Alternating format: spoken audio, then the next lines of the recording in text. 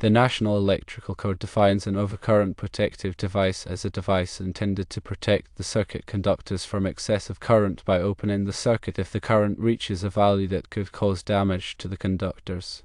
A piggyback breaker is a two-pole circuit breaker that is installed in a single-pole circuit breaker panel. It is used to provide overcurrent protection for two circuits. The National Electrical Code does not specifically address piggyback breakers. However, it does state that overcurrent protective devices shall not be connected in parallel. This means that each circuit must have its own overcurrent protective device. Therefore, a piggyback breaker would be considered as two overcurrent protective devices because it provides overcurrent protection for two circuits. Regarding the number of overcurrent protective devices in a panel, the National Electrical Code does not specify a maximum number of overcurrent protective devices that can be installed in a panel. However, the number of overcurrent protective devices that can be installed in a panel is limited by the panel's rating. The rating of a panel is determined by the number of branch circuits that it can accommodate and the size of those branch circuits. A panel's rating is typically expressed in terms of the number of 15-amp circuits that it can accommodate. For example, a panel that is rated for 16 circuits can accommodate 16 15-amp circuits or 8 20-amp circuits. The information on piggyback breakers and the number of overcurrent protective devices in a panel can be found in the following sections of the National Electrical Code. Firstly, piggyback breakers refer to Article 240.15. And secondly, the number of overcurrent protective devices in a panel refer to Article 408.1. Article 240.15. B discusses supplementary overcurrent protection.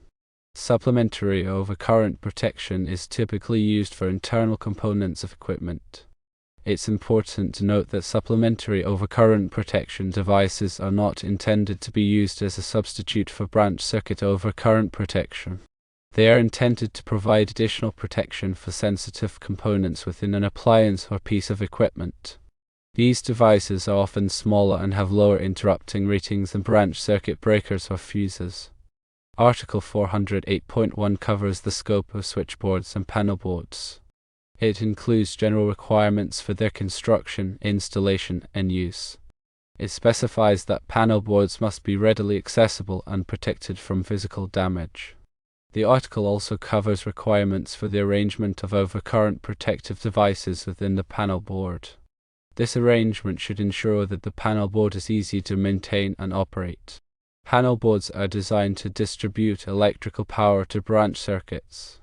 They typically contain a main overcurrent protective device, such as a circuit breaker or fuse, that protects the entire panel board from overloads and short circuits. Branch circuit overcurrent protective devices, such as circuit breakers or fuses, protect individual branch circuits that supply power to lighting, receptacles, and other electrical equipment. The National Electrical Code provides detailed requirements for the selection and installation of overcurrent protective devices.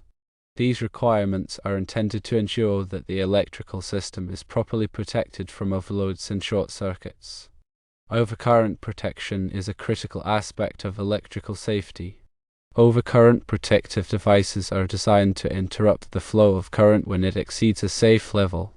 This helps to prevent damage to equipment and reduce the risk of electrical shock and fire. When selecting overcurrent protective devices, it is important to consider the ampacity of the conductors they are protecting. The ampacity of a conductor is the maximum amount of current it can safely carry without overheating.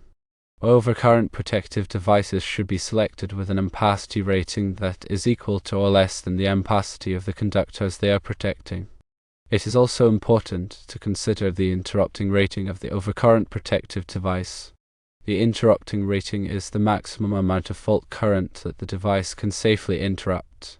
Overcurrent protective devices should be selected with an interrupting rating that is adequate for the available fault current at the point of installation. Article 408 contains various sections covering panel board requirements. For example, Article 408.3 addresses support and arrangement of busbars and conductors. Article 408.3 states that panel boards must be securely fastened to the surface on which they are mounted. Unless specifically designed and listed for freestanding operation, panel boards must be mounted in enclosures. The bus bars and conductors within the panel board must be securely supported and arranged to prevent physical damage and minimize the risk of accidental contact. Article 408.3 B requires that the phase arrangement of bus bars and panel boards must be arranged to prevent phase-to-phase shorts. The typical phase arrangement for three-phase panel boards is A, B, C from left to right or top to bottom. This arrangement helps to minimize the risk of accidental shorts between phases. Article 408.4 addresses field-installed wiring. Field-installed wiring must be properly supported and secured. Conductors must be sized according to their ampacity and protected from overcurrent. Wiring must be installed in a neat and workmanlike manner. Article 408.5 covers the grounding of panel boards. Panel boards must be grounded to a suitable grounding electrode system. The grounding conductor must be sized according to the requirements of Article 250. The grounding connection must be made in a manner that ensures a low impedance path to ground. Article 408.6 addresses the identification of circuits. Each circuit in a panel board must be clearly identified. The circuit directory must accurately describe the loads served by each circuit. The circuit directory must be located in a readily accessible location. Article 408.7 covers the overcurrent protection of panel boards. Panel boards must be protected by an overcurrent protective device with a rating not exceeding the panel board's rating. The overcurrent protective device must be located at the point where the panel board receives its supply. Article 408.8 addresses the number of overcurrent protective devices in a panel board. As previously mentioned, the National Electrical Code does not specify a maximum number of overcurrent protective devices that can be installed in a panel board. However, the number of overcurrent protective devices is limited by the panel board's rating. Article 408.36 covers the minimum headroom around panel boards. A clear working space of at least 3 feet must be maintained in front of panel boards. The working space must be wide enough to allow for safe and easy access to the panel board. The working space must be clear of obstructions. Article 408.54 covers the use of surge protective devices in panel boards. Surge protective devices can be installed in panel boards to protect sensitive electronic equipment from voltage surges. Surge protective devices must be properly grounded. Article 240 contains information about overcurrent protection. Article 240.1 covers the scope of the article. Article 240 provides requirements for the protection of conductors and equipment from overcurrent. Overcurrent is defined as any current in excess of the rated current of equipment or the ampacity of a conductor. Overcurrent can be caused by overloads, short circuits, or ground faults. Article 240.2 covers the purpose of overcurrent protection. The purpose of overcurrent protection is to protect conductors and equipment from damage due to overcurrent. The overcurrent protection also helps to prevent electrical shock and fire. Article 240.3 covers the overcurrent protection requirements. Conductors must be protected against overcurrent in accordance with their ampacities. Equipment must be protected against overcurrent in accordance with its listing or labeling.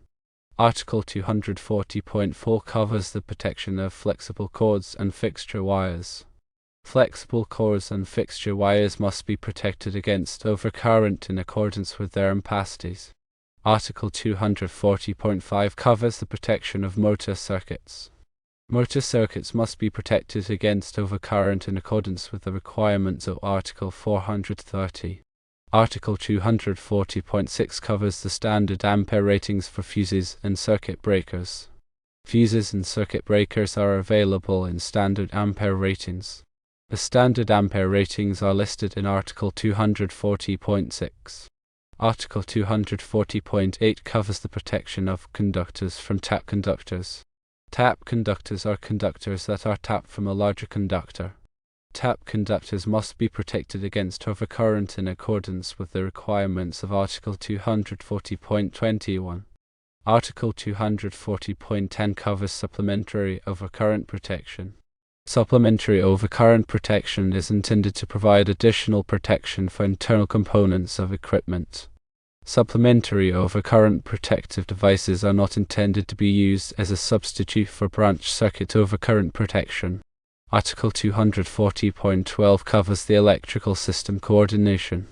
Electrical system coordination is the process of selecting and coordinating overcurrent protective devices to minimize the extent of an overcurrent outage. Electrical system coordination helps to ensure that only the affected portion of the electrical system is energized during an overcurrent event. Article 240.13 covers the ground fault protection of equipment. Ground fault protection of equipment is required for certain types of equipment.